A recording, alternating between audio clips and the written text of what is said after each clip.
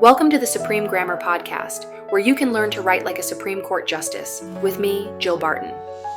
On this episode, I've asked our AI hosts to describe all the ins and outs of quoting sources in legal writing. It's a tricky subject. Let's listen in. Welcome to the deep dive. Today we're really getting into the weeds on legal writing punctuation. That's right. We're focusing on three big ones: quotation marks, brackets, and ellipses. Think of this as, well, a practical guide. How to use these correctly so your arguments land with precision. Exactly. And we're leaning heavily on Jill Barton's book, The Supreme Guide to Writing. It's a fantastic resource. Our aim here is that by the end, you'll feel, much more confident using these tools, not just correctly, but effectively. Let's jump right in with quotation marks. Now, Barton makes a really strong point here, doesn't she? She does. The rule is pretty much unanimous among experts. Quote, only when you have to. Less is more. Right. Overquoting just drowns out your own analysis. Precisely. Barton identifies basically three main situations where direct quotes are really called for. Okay, what's the first? First, if you're dealing with constitutional provisions or statutes, the exact wording that's at issue in the case. Makes sense. The specific language is often the whole point of the dispute. Exactly. Second, you need to quote the key parts of case law, the operative language. You mean the court's actual holding? Yeah. Or the specific rule they laid down? Yes, the words that establish the precedent. You need those verbatim. And the third instance? The third is a bit more subjective. It's for the occasional, really artful, perfectly on-point phrase from another source. But she stresses occasional. Right. Oh, definitely. Qualifiers are key here. These need to be gems that genuinely add something significant, not just, window dressing. That connects to her example about Justice Robert H. Jackson, I think. In the Korematsu dissent. A perfect illustration. Jackson was such a strong writer in his own right, he rarely quoted. So when he did, it really stood out. Immensely. Barton highlights the few quotes he used there, the treason provision, using double quotation marks for that. Okay. Then a quote from Cardozo about expanding principles, again, double quotation marks. And a specific line from the Hirabayashi case, also double quotation marks. They were absolutely essential to his argument. And powerful because they were so few and so carefully chosen. Exactly. And it's interesting, Barton notes Chief Justice Roberts later called the original Korematsu order, quote, morally repugnant, end quote, using double quotation marks there. It really shows the enduring impact of getting the words right. Fewer, better quotes are definitely more powerful. Okay, what about quoting just specific words or short phrases? Right. Sometimes you just need to highlight a particular term. Quotation marks are perfect for that. They put a spotlight on it. Barton gives some examples. Yes, like Justice Ketanji Brown Jackson using the word windfall in double quotation marks when talking about Pennsylvania's action against Texas. Okay, signaling that specific word was key. Exactly. Or when MoneyGram designated its products with specific names like retail money orders using double quotation marks. Right. And agent check money orders, double quotes again, agent checks, double quotes, and teller's checks, also in double quotes. The marks show these are specific defined terms. Got it. Using the quotes identifies them precisely. And one more, a majority opinion starting its analysis, quote, with some background on solicitation and facilitation, end quote, using double quotation marks. It flags the core concepts they're about to discuss. Okay, that makes sense. Now, the tricky part, what if the text you want to quote already contains quotation marks? That nested quote situation. Yes, the quote within a quote. That's where single quotation marks earn their keep. How does that work? So your main quote is wrapped in standard double quotation marks. If, inside that original text, there's another quote, you use single quotation marks for that inner part. Okay, double outside, single inside. Precisely. Barton uses a great example from Justice Ginsburg quoting a case called Williams. The main quote used double quotation marks. Right. But Williams itself had quoted phrases like strong medicine using single quotation marks there and casually employed single quotes again, which came from another case. So you see the layers clearly. Yeah. Double then single. Exactly. It maintains clarity. But Barton says it can go even deeper, like a quote within a quote within a quote. It can happen, though thankfully it's rare. If you hit that triple layer, you just alternate back. So double, then single, then double again. You got it. Okay, double, single, double. Good to know, even if I hope I never have to use it. Yes, it's a bit niche. Now, how about longer quotes? block quotes. Right, those indented passages. What's the rule there? Traditionally, it's for quotes over, what, 50 words? Yeah, traditionally 50 words or more, though Barton points out the justices actually use them quite sparingly in their opinions. Interesting. And how do quotation marks work with block quotes? I thought maybe you didn't use them because the indentation already signals it's a quote. That's a common thought, and some style guides like the Blue Book might say that. But Barton observes that the justices do consistently use double quotation marks around their block quotes. Really? So even though it's set apart visually, they still put the double quotes around the whole thing? Yes. She gives an example of Justice Kagan quoting Justice Story about borrowing in literature and art. Double quotation marks enclose the entire indented block. So the takeaway is, for Supreme Court style at least, use double quotation marks even for block quotes. Seems to be the practice, yes. It consistently signals borrowed language. Okay, this next part trips people up all the time. Putting other punctuation periods, commas, question marks near quotation marks. Yes. This is where Barton's big and little punctuation analogy is super helpful. Tell me more. Think of commas and periods as the little punctuation marks. The rule for them is simple and ironclad. They always go inside the closing quotation mark. Always. No exceptions. Always inside. So if you write, the traffic study was a sham, the comma goes inside before the closing quote. Okay. And if the sentence ends with the quote, like, the ruling described an abuse of power, the period goes inside too. Got it. Little guys, comma, period always inside. What about the big ones? The big ones are colons, exclamation points, question marks, and semicolons. For these, the rule is different. They only go inside the quotation marks if they were part of the original text being quoted. Ah, okay, so you don't want to add a question mark if the original wasn't a question. Exactly. It's about accurately representing the source. Barton gives clear examples. Justice Gorsuch wrote, Title VII's message is simple but momentous. Notice the colon is outside the closing quote mark. Because the colon is part of Gorsuch's sentence structure, not the quote itself. Precisely. But when he quoted a source that did contain a colon, like the laws derived from the same sovereign, here the colon is inside the quote marks because it was in the original. Makes sense. Same logic for question marks. Yep. If Gorsuch quotes an actual question, like, why bother with a trial if the finality of any judgment rendered by a court will be dubious? The question mark stays inside because the quoted part is a question. Okay. Same when Justice Alito quoted, why do Louisiana and Oregon allow non-unanimous convictions, question mark, inside, because it's part of the original quote. And semicolons follow the same big rule, inside only if part of the original. Correct. Barton has a great example sentence from Justice Breyer that shows both uses. He wrote something like, against harmful products, semicolon outside, because it's connecting his own clauses. Right. But then he quotes that Congress provided no federal remedy for consumers harmed by unsafe or ineffective drugs. Semicolon inside here because it was in the original text. Okay, I see the distinction. He continues with another of his own clauses, ending with a semicolon outside, that Congress was aware of the prevalence of state tort litigation, semicolon outside. And finally, he ends with a quoted phrase that finished the thought.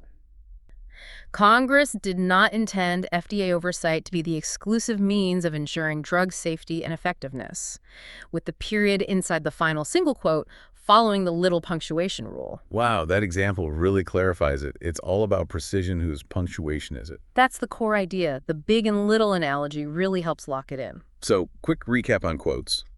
Use sparingly, only for essential text. Single quotes for quotes within quotes. And remember the inside-outside rule for punctuation.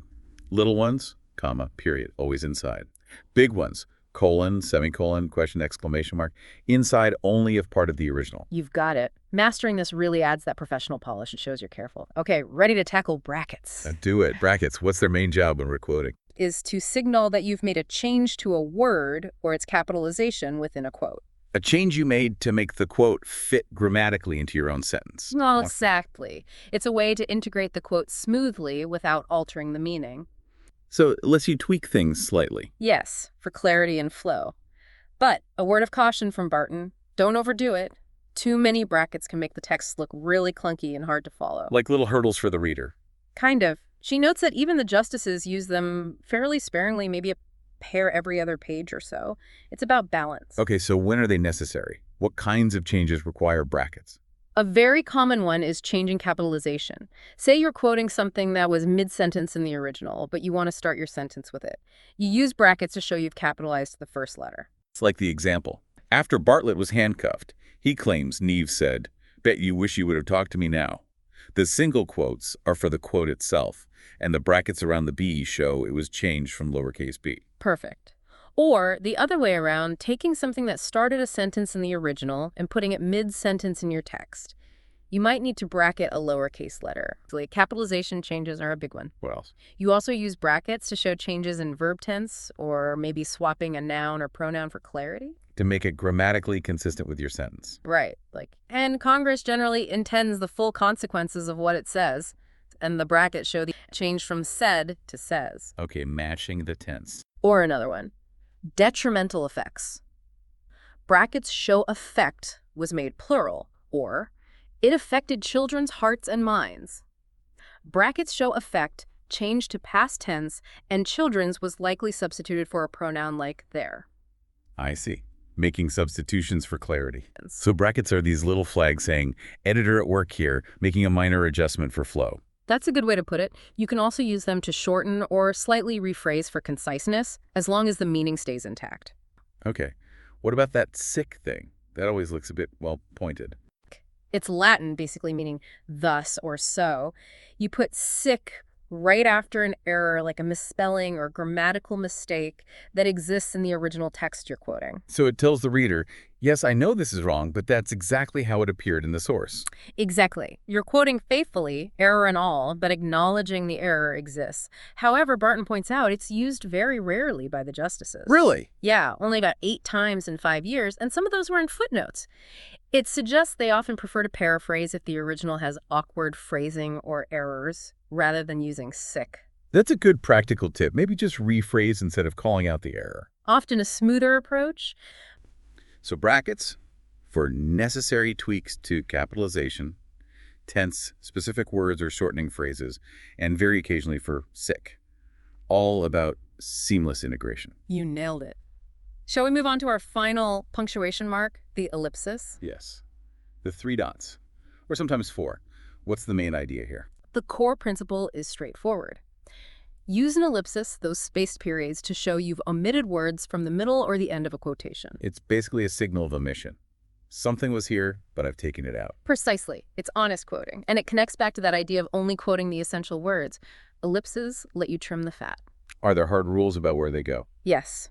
First, you never use an ellipsis at the beginning of a quote. If you're starting mid-sentence, you just adjust the capitalization, possibly using brackets, as we discussed. No leading dots. Okay, no ellipses at the start. What about deleting from the middle? That's the classic use. 3 spaced periods.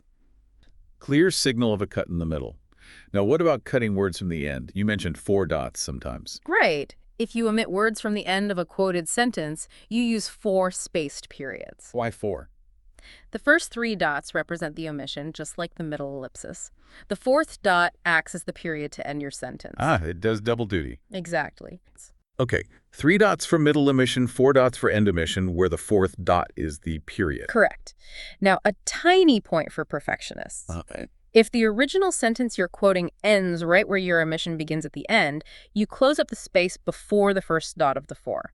So word, period, space dot, space dot, space dot. Wait, run that by me again. Okay, think of it this way. Normally, it's word, space dot, space dot, space dot, space, period. But if the original sentence ended right before your cut, it's word, period, no space after the word, then space, dot, space dot, space, dot. The first of the 4 dots is the original sentence's period. That is subtle. No space after the last word if the original sentence ended there before the ellipsis starts.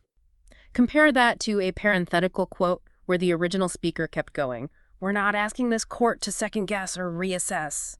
Double quotes. Here, there is a space after reassess before the 4 dots because the original thought continued past that word. Okay, that distinction makes sense now. Mm-hmm. Presence or absence of the space before the dots tells you something about the original sentence structure. Exactly. One last, rare case. An ellipsis followed by a comma. When would that happen? Usually if the words you omitted were followed by a comma that set off a clause in the original sentence. You keep the comma after the ellipsis to maintain the grammatical structure. So, dot, dot, dot, comma. Yep.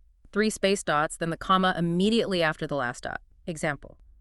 Consider the purposes listed: criticism, comment, news reporting, teaching, scholarship, or research. Ellipsis, comma, preserving the list structure. So the comma just tags on to the end of the 3 dots if it was needed grammatically in the original. That's the idea. It's about preserving the structural sense even with the omission. Okay, so ellipses, signal omissions. Never at the start. 3 dots middle, 4 dots end, fourth is the period. Pay attention to spacing before the dots and occasionally use a comma after if needed. That's a great summary. It really covers the key usage points. Yeah. We've covered a lot of detailed ground, quotation marks, brackets, ellipses. It really highlights how crucial exactness is in legal writing. It absolutely is. When you use these punctuation marks correctly, following the kinds of guidelines Barton lays out, you're doing more than just following rules. What do you mean? You're showing respect for your sources, you're ensuring clarity for your reader, and you're building your own credibility as a careful, precise writer and thinker. So the takeaway for everyone listening is pay attention to these details. When you, quote, use brackets or use ellipses, be meticulous. Refer back to a guide like Barton's if you're unsure. Definitely. It strengthens your arguments and reflects well on your professionalism. And here's a final thought for you, the listener. Consider how this careful, almost microscopic attention to punctuation reflects a much deeper commitment, a commitment to intellectual honesty and accuracy in the entire practice of law. How does that precision shape legal discourse itself? Something to think about. Yes, there's lots to think about with quotations in legal writing because we have to make them super precise. Tune into our next Supreme Grammar episode where we dive into commonly confused words in legal writing. And remember, you can be a great legal writer.